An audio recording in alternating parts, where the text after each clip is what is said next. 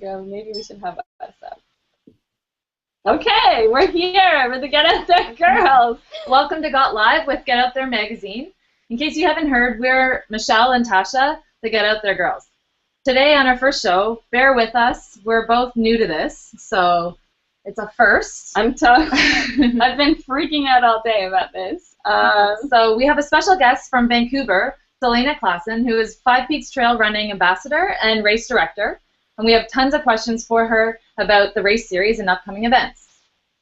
We're gonna Tasha's gonna tell you about her weekend quickly, and then I'm gonna tell you about my weekend, which is a little mental. We're here with the Get Out There Girls. Oh, see, we already have one little technical problem. We're Michelle and Tasha, the Get Out There Girls. Hold on, bear with us. We're both new to this, so it's a first. Okay, well, at least we know we're live right now. There we go. Okay, sorry about that. So, tell us what you did this weekend. So I raced for Giant Toronto competitively for the Giant Toronto store, and usually every single weekend I have a race, or I have in the past month and a half. So this was my first weekend where I didn't have to train for a race, so took advantage and did about 6 hours of riding to get some mileage in for doing nationals, road nationals in June up in Lac-Mégantic. So I've been injured all winter, and this was my first weekend of racing, and I've been a road racer, and a couple of people who know me know that in December I won my first trail race. So I decided I was going to try and do a bit more trail racing this summer, and I joined the Five Peaks Trail Race Series. And on Saturday was the first race, and so I did the enduro course, which was about 11 kilometers, and then just to make things even more crazy, I decided to do a canoe race for the very first time in my entire life. So lots of weird racing, and now I'm exhausted. So I would be too. So let's introduce Selena, and Selena is our Five Peaks girl. Say hello, Selena. Hi. So I'm going to ask you some questions. Just for some viewers who maybe don't know what trail running is, and talk a little bit about some of the requirements, skill levels, cost of it, and whatnot. So what is Five Peaks Trail Running Series, or what is trail running? So we'll start off with what trail running is, and trail running is basically running on any paths or trails that you might find hikers on, or mountain bikers. So basically we've taken over the mountain biking trails and we've started to run them. And you don't need to run the entire way. Nobody runs up the steep uphills except the super elites, and it's more of a hiking uphill fast and then bombing down the downhills and running the flats. And it's basically just a different type of running that is less about the speed and less about your kilometer times, but they're more about the experience that you're having, the fact that you're outside in nature, and the people that you're meeting, and just the memories that you're making along the way. So that's basically a synopsis of what trail running is, and what Five Peaks is Five Peaks is a race series across Canada. We have 7 different regions, and in each region there's 5 races, so 5 different areas, the 5 peaks, 5 mountains that we go and run on. So we have races in Ontario, in Saskatchewan, that's new this year, Central Alberta, Northern Alberta, and 2 race series in BC, one in Vancouver area and one in the Kootenays. Wow. Before I was preparing, I kept announcing I was doing the Five Peaks series on Saturday. A lot of the questions I kept getting were, well, can I just jump in and do the race? Do I need to train for it? So basically, what kind of skill requirements would you recommend people go into their first trail race or Five Peaks trail series with? One of the best things about trail running in general, and especially Five Peaks, is that we're really beginner friendly. We have 2 different race courses at all of our races. We have a sport course, which is about between 5 to 10 kilometers depending on the course, and an enduro course, which is between 10 and 15 kilometers depending on the course. So we recommend that everyone go into their first race and try the sport course just to make sure that they're going to enjoy it. and that they're not doing too much too soon. Ideally, you want to be at least somewhat active. You don't want to just jump into trail running without having done any sort of running, but you don't need to be able to run for an hour straight. You don't need to be able to do that. You can be someone that does 10 and 1s. You can be someone that, run walks, or you can be an elite runner. The best part about our series and about trail running is that it's very welcoming to everyone, and you really get to go at your own pace. There's no pace bunnies. There's nothing like that, and it's just all about feel. Most people don't even wear watches. They don't wear Garmins. They don't worry about their pace, and they're just out there just having fun and just making it up those hills and then bombing back down. Awesome. I know for myself, whenever I'm doing a run or a road race, one of the biggest questions I always have is there any nutritional support along the way? Because certain nutrition is so important to make sure that you can actually complete the race. Is there any support offered along the way in terms of water, gels, bananas? Is there anything offered that you don't have to carry yourself when you're running? So every race series is going to be a little bit different, but nationwide we have Cliff Bar as our nutrition sponsor, and we always have Cliff Bar protein bars and builder bars and the little snack Cliff Bars always at the end of our race and at the beginning of our race. If Cliff is on site, we also have the shot locks. And the fun thing about trail running is that our aid stations are a little bit different than what you would see on a road race. On a road race, you're always going to see water, and maybe sometimes you see some bananas or some oranges and some gels. Trail races, you might see cookies, you might see brownies, you might see some gummy worms or some candy, some chips, always salt and vinegar chips and potatoes. Like, it's really going to vary from each race, but there's always something different. So all of our races have an aid station on the race, and we always have food for before and after, and we always have water for before and after, as well as water on course. Yeah, I think when I was there on Saturday, there was a lot of discussion about having to carry water yourself. So we were talking earlier about how Five Peaks is going green. So do you want to just maybe briefly talk about what the goal for Five Peaks Trail Series is going to be? Sure. I mean, the thing is, a lot of race series, we make a lot of waste, just given the nature of the one-time experience. So for this year, we really want to cut back on the waste that we're putting out there. So we've gone to having compost and having recycled paper and having garbage split up at all of our races. And we've also tried to go cupless at the start and finish areas. And by cupless, we mean that we encourage all of our runners to bring their own cup, whether it be for coffee before the race from our wonderful sponsor, Kicking Horse, or whether it be water before or after the race. As well as we also have Guru on site. So basically what we'd like to do is we'd like to eliminate all of the waste that the paper cups are, and we'd like to have people, racers, bring their own cups and eliminate that for us. All right, thanks. So I wanted to just show everybody on Saturday, this is one of the prizes I won for the hat toss, because we had, after the race, there was a bib number draw. So and then after they did the bib number draw, they did a shoe toss, and then they did a hat toss. So I got to get a humongous can of Kicking Horse coffee, which will keep me, that'll probably last a week. Probably. Maybe not even. Half a week for you. Yeah, we'll see. I usually go through 3 or 4 cups a day. So what did you want to ask? Oh, I just want to say, one big thing I wanted to ask you was, are there any kid races or family races? Because Michelle and I really believe in getting kids involved, getting the whole family involved. Is there different races for kids or families that they can come out and get involved in as a family? Great question. And Five Peaks happens to have kids races at all of our races. And we offer 2 different races. So we offer for the little kids, like 3, 5, 4, that kind of age, we offer a 1K Kids Challenge, which is not timed. It's totally complimentary, free of charge, and it's just to get the kids active and moving and feel like they're a part of it. The next step up, we offer a 3K kids timed race, which is timed, and it's a little bit more competitive.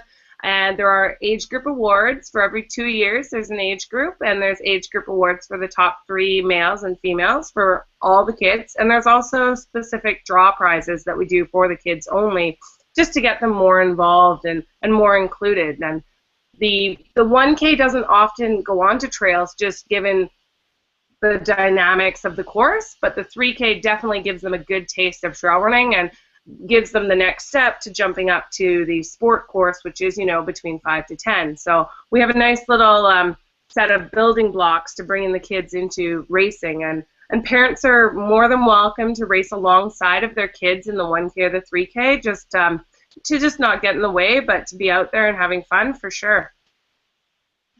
Cool. Yeah, we saw a lot of kids out there on a Saturday, and actually some of them almost beat a lot of my friends. So they're pretty hardcore kids. Like, they were walking around totally jacked up. It was kind of awesome.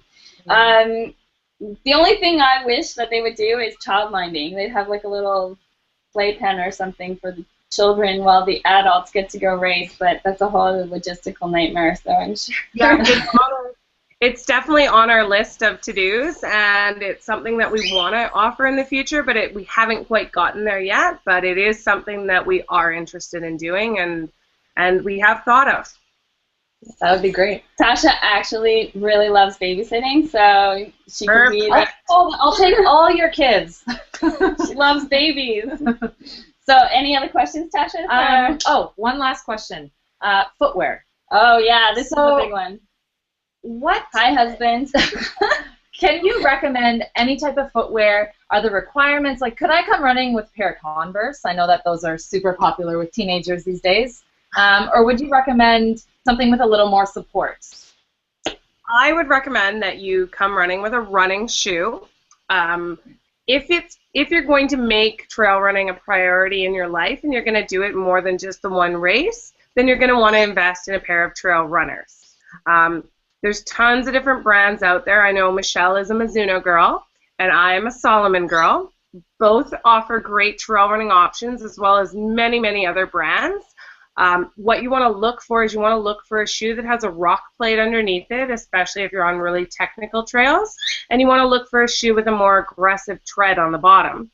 And that's going to help you when you're in muddy situations, slippery situations, to get a better grip on running.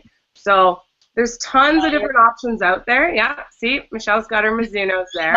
Explaining. So here's the gritty tread of the brand new Mizuno Kazan. And this one doesn't have a rock plate, but what it has is a inverted Mizuno wave plate. So it kind of acts the same as the rock plate. But the Salomon does a really good job, actually, with the rock plate. There's tons of different options, and there's not one shoe that works for absolutely everyone. You really have to go out there and try different shoes. Not all of our venues, but some of our venues, we do have the Salomon Flight Crew that comes out, and they actually offer our shoes for people to try. So they have shoes that you can try at no cost for the race series, and my lovely husband just delivered me some shoes for you. So this is mine. It's got, you can tell the super rugged tread here. It's just a bit of a monster, actually, but it's kind of awesome. And this is a little bit more of a road to trail, which is going to be a little bit less grippy, but it's better for when you're doing the less technical and whatnot. But out in BC, all of our trails are technical. So you're going to need a technical running shoe, whereas, in the prairies, the trails aren't as technical, and they're different. They're more open wide, and they're more of a single track, and that is kind of like leveled out in a little bit of a basin. So it's going to depend on the trails in your terrain, what kind of shoes you want to get, and you want to go see, an expert on that. Just go to your local shoe store and ask them, like, what do you think I should be wearing, and then you can get properly fitted and make sure, you have what's right for your gait and for your body and for the type of trails you're running on. Okay. I think that's about it. Do you have anything else, Elena, that we should know about our very first trail race? If you're going to go out there... like, shorts. I noticed that the length of shorts is kind of important. The length of shorts. I don't know. Everyone's always talking about the length of their shorts in trail races. So I think just you want to be in something that's really comfortable because you are going to be lifting your legs over rocks and roots and maybe jumping off or going through a stream or stuff like that. Personally, I wear a skirt, so I don't know about shorts. oh. Those are nice. But definitely, you want to find whatever's comfortable for you. But to the person that's a newbie trail runner, the biggest thing is to go into it with no expectations. Your time is always going to be longer than it is on the road, and you just have to accept that. Instead of going into it with a timing goal, instead go into it with a goal just to finish, and to finish feeling strong. The biggest difference between road running and trail running is the atmosphere. If you go to a road race and you line up in a corral, you're not going to really talk to anyone. Everyone's really synced in. They got their music on, they got their Garmin on, and they're ready to run, and they're setting out to run a certain goal. Whereas trail running, it's a little bit more of like almost a family reunion, and people are never serious, and there's always really weird things going on, and it's just a different atmosphere. And quite often, you know, like when I first started running, my goal and what happened was that I would make a new friend every single race that I ran. And sometimes it's more like 5 friends, and these friends have actually become, you know, lifelong real life friends. And it's just, that's kind of the atmosphere and the vibe that you get at trail running events, and especially at Five Peaks events. We're just like this big happy family that's throwing a trail party, basically. I think that definitely would make me feel a lot better because it gets rid of that intimidation. Yeah. A lot of times there's so much pressure and there's so much competition when, you know, running should be fun. And I think a lot of people shy away from running because of that competition, that atmosphere. So trail running sounds like it's something for everyone. Yeah, I know when when I was in San Francisco, that was the first thing I noticed. I was just like, the Type A people weren't there. They could spot me a mile away. They're just like, oh, you're a road runner, aren't you? So I was just like, where's the porta potties? What time is it? Where do we gotta go? I gotta get to the start line. And they're just like, chill out. So they had like bonfires and tons of food, and so I I found my Type B personality, and just chilled out and went with the flow. And it was amazing, and I met tons and tons and tons of cool people. And believe it or not, all the way in San Francisco, some of my friends back home were actually there, and I had no idea. So we ended up having a little meetup, so it was good. And actually, that's where I met Selena for the first time, was in San Francisco at a trail run, and we've been kind of friends ever since. Awesome. Well, I look forward to trying my first one. Yeah, I think we're gonna get Tasha to go out, Selena, to the next one in June. Perfect. Okay, so now, pardon? I was just going to say one of the other really cool things about it is that the elites and the beginners are all kind of meshed together, and they're friends, and there isn't that separation, and there isn't that kind of, you know, what Michelle was saying, like she actually met Killian on course, who's, you know, the world's best trail runner, and he stopped mid-run and took a photo with her, and you know, like that's just how it is, and that's just what kind of people it attracts, and the vibe that there is. So I think that's the best part about trail running, is just the people. Yeah, I totally agree with you. So if you want to stick around, Selena, we're going to go to Joyride 150 now, where Tasha and I were learning some tricks on the mountain bike, and we'll see how this looks. This is going to be interesting, so once again, bear with me. Where is it? Oh, there it is. Okay, hold on. Oh, this is so gonna be fun. One sec. So here we go. Oh, I've got to come up with a different system for this. It's the Get Out There Girls, Michelle and Tasha, and we're here at Joyride 150 learning all about mountain biking with our instructor, Ryan. So Ryan, what exactly is Joyride 150? So Joyride is a multidiscipline indoor bike park. So that means we have all types of riding, from cross country to BMX. So we have a almost 1 kilometer long cross country track that goes all the way around the park and has different obstacles within it. And we have a vert park as well as a street plaza for BMX, a jump line. skinny lines for XC biking as well. So we basically have everything. What's this? I also heard you say something about a foam pit. Yes, we do have a foam pit and a resi for BMX and mountain biking to practice tricks into. So basically you would ride the foam pit, like dial your tricks into the foam, and then go to the resi. So that's like a box jump that's a little softer, has a padded landing. So if you do fall, it doesn't hurt quite as much, and you can still land on it, like unlike the foam pit. So we're ready to go with our instructor Ryan here at Joyride 150. We're going to start doing some tricks and hope that we don't have any injuries, and we're putting our safety in your hands. So what are some tips that you would give to someone doing this for the first time? So basically you just have to go fast enough to get halfway up and commit to getting there, and then it does all the work for you. So just fast enough, commit, and stay in the middle. What if I have commitment issues and I want to bail halfway? What's your best advice? I just like hit the brakes before you're too high on it, and then just put your foot down. But it's really better just to go fast enough to get over it. Okay, all right, we'll try that. All right. Okay, how about you go first and you show us how it's done. All right. Makes it look so easy. Yeah, I think I could do that.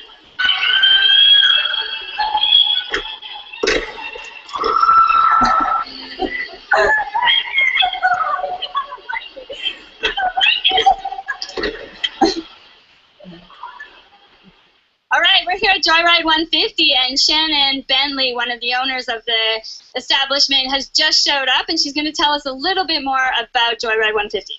Well, Joyride 150 is a place you can come, get off the couch, and get active, ride your bike, and bring any type of bike here, or come and rent one of our bikes and just have a great time and get some recreation in.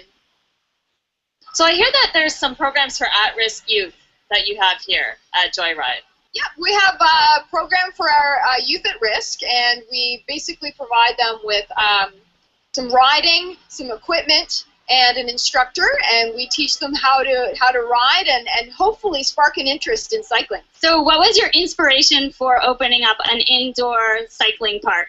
Well, first of all, we're cyclists ourselves, and it's a passion of ours, so we really didn't want to stop when it came to the winter time. We hated having to put the bikes away or to put the bikes on a trainer and ride in the basement. So we wanted a place where we could come and still ride our bikes and keep our skills active. We've built here in the facility, we built basically lots of skill building elements, and we built them so that there's easy, medium, and difficult, and then expert. So you can always progress, you can always learn, you can always start at the beginning and work your way up. So there's something to keep you active, basically, and keep your skills developing throughout the winter. Can you just tell us a little bit about the cost of what it costs to come as an individual, as a group, if you want to book a party? Sure, yeah, you can book a party, and it's pretty reasonable. For parties is $20 a kid, and you get to ride. You get the party room, so you can bring your own food, do whatever you like, and decorate it, and then come and ride. And if the kid needs equipment, we provide that for an extra $10. Just to ride for the day, we've got different prices for the different times that you can come. So if you come for a full day, which is 10 to 10, it's $28. After 3, it's 23. After 7, it's 17. And what about for some adults who maybe got into the sport late or are kind of apprehensive about coming? Are there any types of programming or instructors that can help the average 30, 40, 50-year-old that just wants to come out and try something new? For sure. It's never too late to get into cycling, or even this type of cycling. People think, oh my gosh, this is huge, it's scary, it's extreme. It's not. Like I said, we've built something for everybody, every age, every skill level, and every type of bike. Tasha and I just learned the teeter-totter, and we found out we were on the intermediate course, not the beginner course. So that's right. You guys skipped a whole step. There's a whole beginner area over there that you haven't even visited. But you don't even need to now. Well, we just wanted to thank you again for having us here at Joyride 150. Well, thanks for coming, and we're hoping you're having a good time. All right. Go, Tasha. I have to So, okay, so that was our experience at Joyride 150. You can go to joyride150.com to get more about to find out their calendar, when their events are, and summer camp. Starting soon for those kids that are out of school and parents are looking for something for your kids to do so they get out of trouble. Yeah, and it's actually not as scary as Tasha and I thought it was going to be. The fact that we were terrified of the teeter-totter, and that was, I think, the easiest thing we did. Took a spill, though. I did take a bad. I actually went face planted into the side of a ramp, and Tasha maybe got out, and I'm having some hip lower back issues. So it's okay. It's all good though. We're we want to go back. We want to get better. We want to try again. So that's the most important thing. To be honest, I actually the next day I went out on the trails and with my bike, and I practiced what Ryan had taught us. And it is a little bit easier in nature because you kind of feel like falling on the ground. Sometimes it's a little bit softer, but I don't know. It just all the things that you taught me about balancing and keeping your pedals level and all that stuff really helped. And I was bombing through the trails the next day, so it was really fun. I really enjoyed it. No falls? No falls. I did fall into a tree, but I was okay. That's okay. That was really, really dark. What do you think, Selena? Would you want to go to the trail part? I don't know. I'm not a very good biker. Oh, yeah. Do you guys have anything like that out in BC? I don't think so, but it actually looked awesome. And $20 a kid. Can I have my birthday there? I know. That's what I'm actually, it's my birthday on Saturday, and maybe I should do an adult birthday party at Joyride 150. Seriously. I know. That would be awesome. It would be so awesome. Well, Selena, how about we invite you here to come to Joyride 150, and you invite us to a trail run in Vancouver? Yeah, there you go. How about that? Yeah, and we'll get I have lots of room in my living room. Perfect. So now we're just going to finish up the show, and we're going to talk about a gear review, but it's a kind of a product review, which I don't know if you can see this. Oh, yeah, so it's Sports Suds. I've been using this product for the last 2 months now, and Tasha's just new on it. It's a residue-free laundry detergent, and it's called Sports Suds, but I actually use it for everything I wear. Yeah. What do you think about it? I use it mainly for my sports gear, because one of the biggest problems I have is you'll have a sports bra or a running shirt or a cycling shirt that after about 1 to 3 months, there's that. No matter how many times you wash it, that stink is still there. Yeah, this gets the stink out. It's residue-free. I have a friend who was supposed to be on the show, and he uses it pretty much 3 times a day. So it's all he talks about on Twitter. So the thing about it, one of the biggest things I wanted to tell our viewers is we are going to be offering a discount. So if you watch the show today, you get a 10% off discount, and the code is GOT10, and I'll put up GetOutThere. GetOutThere, sorry. And GetOutThere. I'll put up a still for it, but you must read the instructions because you have to wash your machine first with the product. So what that does is it takes all the residue out of your machine, and it clings it to any, like, you would use like leftover, like old towels or old sheets. Dish towels. Yeah, that you're never going to use again. Yeah. So you do a couple loads of laundry with the Sports Suds, and then takes all of the residue out, sticks it to these old towels, and then you'll throw your towels away or use them for rags. And then when you start doing your laundry, you'll notice your clothes are lighter. They don't stink. They're not crunchy when they come out of the dryer. Yeah. Your clothes will last longer. They last longer, yeah. And like one of my friends said, like, he can put his clothes up to the light and he can see through his shirts now, which he couldn't before because there's so much dirt and gunk and sweat caked into these. And it doesn't affect the high performance quality of the fabric, so that's also good. So it helps to keep your clothes a lot longer. And it's also fragrance free. I know a lot of people are really sensitive to smells, and there's certain laundry detergent that you buy that just has that really, really strong odor. This is fragrance-free. Yep, so it's allergy-free. It's not tested on animals. Non-toxic. It's good for cold water washing. And yeah, it's healthy. It's good for the environment. So I think it's a 2 thumbs up product for me. So I'd say 2 thumbs up as well. yeah. And so I'll just show everybody what we have here, so we can share our code with you. If everyone can see that, hopefully, can you see that, Selena? Or I can see it. Backwards. Okay. There we go. So, yeah. So you go to sportsheads.com, coupon code GETOUT 10 for 10% off your next order. So the offer expires July 2nd.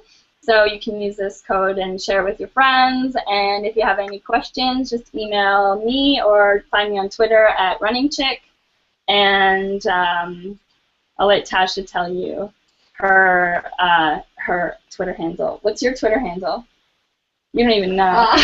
Mine is at RunningChick. Selena, what is your Twitter handle? It's Selena Lee. So it's SOLANALEIGH. Yes. And also, Selena is also AKA the Beast, right? That's your nickname? Yeah. She's a beast on the trails.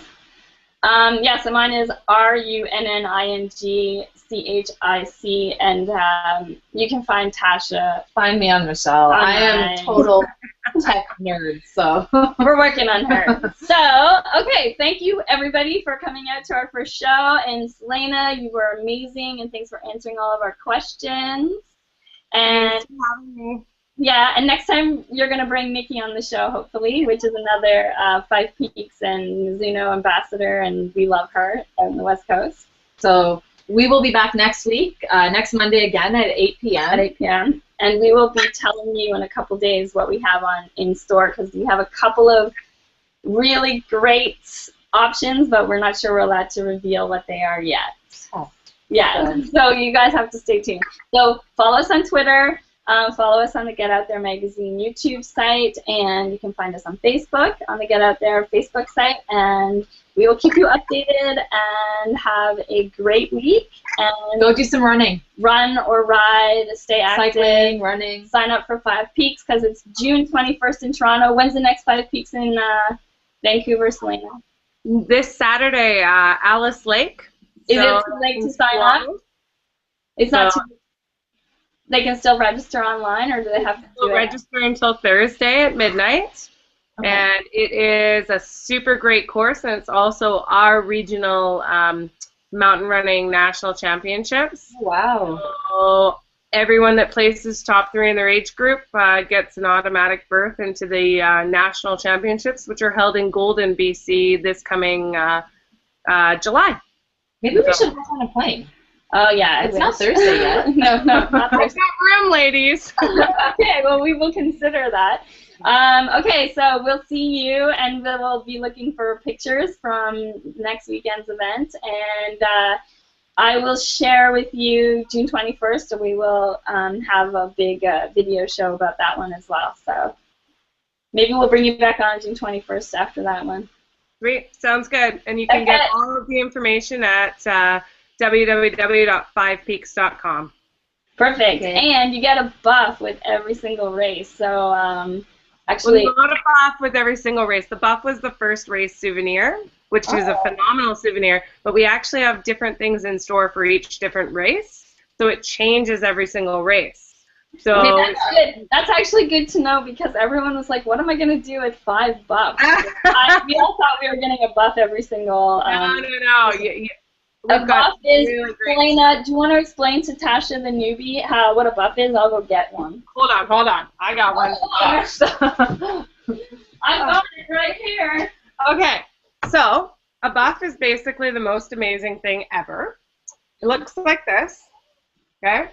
And basically, it is an essential running thing.